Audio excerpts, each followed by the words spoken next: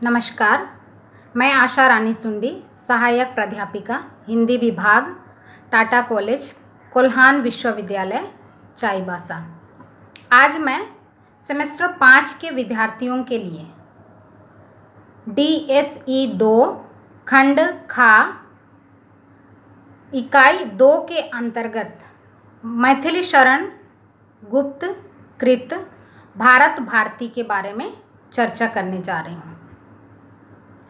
आचार्य महावीर प्रसाद द्विवेदी के काव्य आदर्शों को चरितार्थ करने वाले महान कवि मैथिली शरण गुप्त ने लगभग 40 मौलिक काव्य ग्रंथों की रचना की है। गुप्त जी हिंदी की राष्ट्रीय काव्यधारा के प्रतिनिधि कवि कहे जाते हैं। इनके द्वारा लिखित अनुपम रचना भारत भारती का प्रकाशन सन 1912 ईस्वी में हुआ, जिसमें भारत के अतीत का गौरवगान किया गया है। भारत भारती से ही मैथिली शरण गुप्त को प्रसिद्धि मिली। भारत भारती ने हिंदी भाषियों में जाति, देश के प्रति गर्व और गौरवपूर्ण भावनाएं प्रबुद्ध की, और यही कारण है कि गुप्त जी राष्ट्र कवि के रूप में प्रसिद्ध हुए। भारत भारती जी द्वारा स्वदेश प्रेम को दर्शाते हुए वर्तमान और भावी दुर्दशा से उबरने के लिए समाधान खोजने का एक सफल प्रयोग किया गया। देश की वर्तमान दुर्दशा पर क्षोभ प्रकट करते हुए वे भारत भारती के बारे में लिखते हैं। हम कौन थे और क्या हो गए हैं और क्या होंगे अभी, आओ विचारें आज मिलकर ये समस्याएं सभी। यह ग्रंथ 3 भागों में बटा हुआ है: अतीत खंड, वर्तमान खंड और भविष्यत खंड। भारत भारती का अतीत खंड भारतवर्ष के इतिहास पर गर्व करने को पूर्णतः विवश करता है। गुप्त जी ने देश के अतीत का अत्यंत गौरव और श्रद्धा के साथ गुणगान किया है।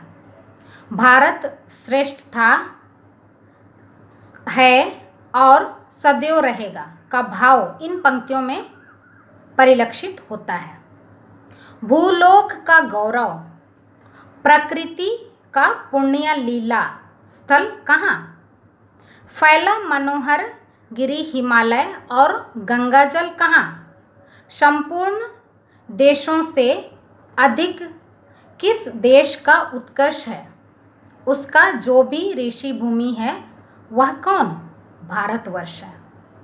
तो इस तरह भारतवर्ष का श्रद्धापूर्ण उन्होंने चित्रित किया है, उनका गुणगान किया है। उस समय के दर्शन, धर्म, प्राकृतिक संपदा, कला कौशल, ज्ञान विज्ञान, सामाजिक व्यवस्था जैसे तत्वों का संक्षिप्त रूप में स्मरण करवाया है। इस खंड में निरपेक्षता को ध्यान में रखते हुए निंदा और प्रशंसा के प्रदर्शन हुए हैं। जैसे मुगल काल के कुछ क्रूर शासकों की निंदा हुई है, तो अकबर जैसे महान शासक का बखान भी हुआ है। तो इस तरह आधुनिकीकरण के आविष्कार और आधुनिकीकरण के प्रचार के कारण अंग्रेजों की प्रशंसा भी हुई है। यहाँ ये पंक्तियाँ अवलोकनीय हैं।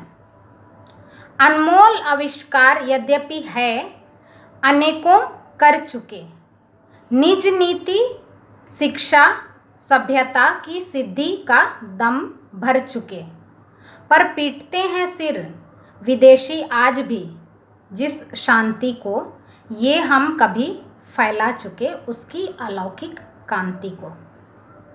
तो इसी तरह वर्तमान खंड में दरिद्रता, नैतिक पतन, अव्यवस्था और आपसी भेदभाव से जूझते हुए उस समय के देश की दुर्दशा को दर्शाते हुए सामाजिक नूतनता की मांग को रखी गई है। नैतिक और धार्मिक पतन के लिए गुप्त जी ने उपदेशकों, संत महात्माओं और ब्राह्मणों की निष्क्रियता और मिथ्या व्यवहार को दोषी मानते हुए शब्द प्रहार के रूप में किया है। पांडित्य का इस देश में सब ओर पूर्ण विकास था, बस दुर्गणों के ग्रहण में ही अज्ञात का वास था। सब लोग तत्व ज्ञान में संलग्न रहते थे यहाँ। हाँ, व्याध भी वेदांत के सिद्धांत कहते थे यहाँ। इस तरह उन्होंने वर्तमान के बारे में बताया है।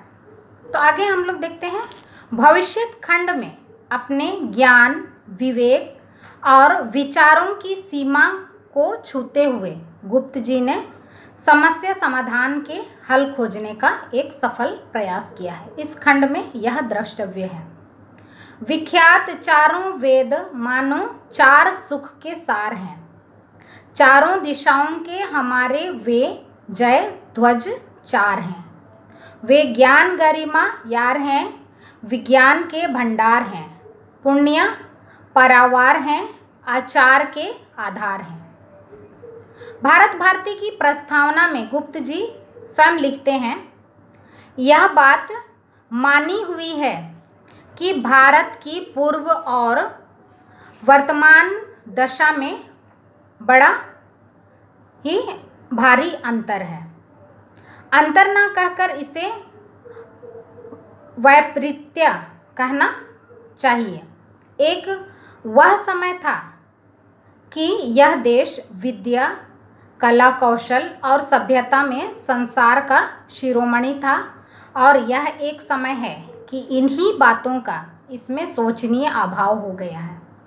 जो आर्य कभी सारे संसार को शिक्षा देती थी, वही आज पद पद पर पराया मुंह ताक रही है।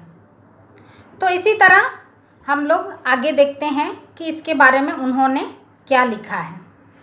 तो वे लिखते हैं कि ठीक है, जिसका जैसा उत्थान हुआ है वैसा ही पतन, परंतु क्या हम लोग सदा अवनति में ही पड़े रहेंगे? क्या हम लोग अपने मार्ग से हट गए हैं कि अब लोग उसे पा नहीं सकते? संसार में ऐसा कोई काम नहीं जो सचमुच उद्योग से सिद्ध ना हो सके। उसके लिए उत्साह की आवश्यकता होती है।